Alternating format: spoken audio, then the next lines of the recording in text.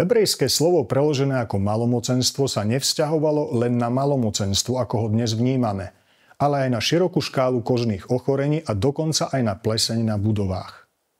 Ľudia v staroveku nepochybne ľutovali malomocných, ale z hygienických dôvodov ich museli izolovať. Malomocenstvo bolo vysoko nákazlivé ochorenie, s ktorým sa dalo len málo robiť. Preto byť malomocným bolo ako byť vo väzení, bez normálneho ľudského kontaktu. Malomocný Náman z prvého čítania je okrem toho postihnutý ešte iným druhom väzenia.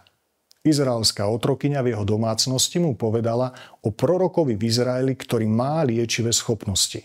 Vydá sa teda do Izraela, ale v príbehu sa z Námana vykľuje klasický aristokratický šovinista, ktorého hlboko urazí, keď mu obyčajný sluha cudzieho proroka povie, aby sa okúpal v Jordáne. Nie sú rieky Damasku lepšie ako všetky rieky Izraela? Nemôžem sa v nich okúpať a očistiť sa? A rozhnevaný chcel odísť.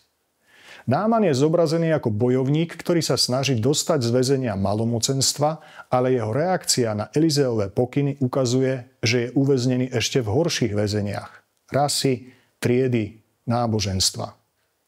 Našťastie sa jeho sluhovia ukážu ako múdrejší ako on a presvedčia ho, aby sa okúpal v Jordáne. A on je vyliečený komplexne. Nie len od malomocenstva, ale aj od ďalších ochromujúcich bariér. Prejavom toho je vďaka a rešpekt k Elizeovi a jeho krajine. Z 10 uzdravených sa prišiel poďakovať len jeden. Aj to bol Izraelitmi zaznávaný Samaritán. To nie je len o tom, že takmer neďakujeme za Božie dary, ale predovšetkým o tom, že okrem telesných bariér sme ešte viac väznení tými vnútornými. Nadradenosťou, pokrytectvom, pripútanosťou k ťažkým hriechom a v neposlednom rade aj nevďačnosťou. Niekoľko príkladov.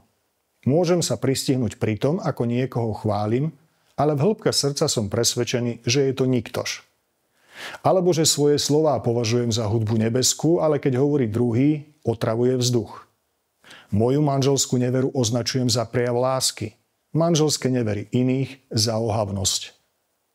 Keď mi niekto povie, potrebuješ sa vyznať pred kňazom a prosiť Boha, aby ti odpustil, a ja na to, čo sa ja mám čo spovedať nejakému farárovi. A už sme presne v Námanovej tónine, zjavne falošnej.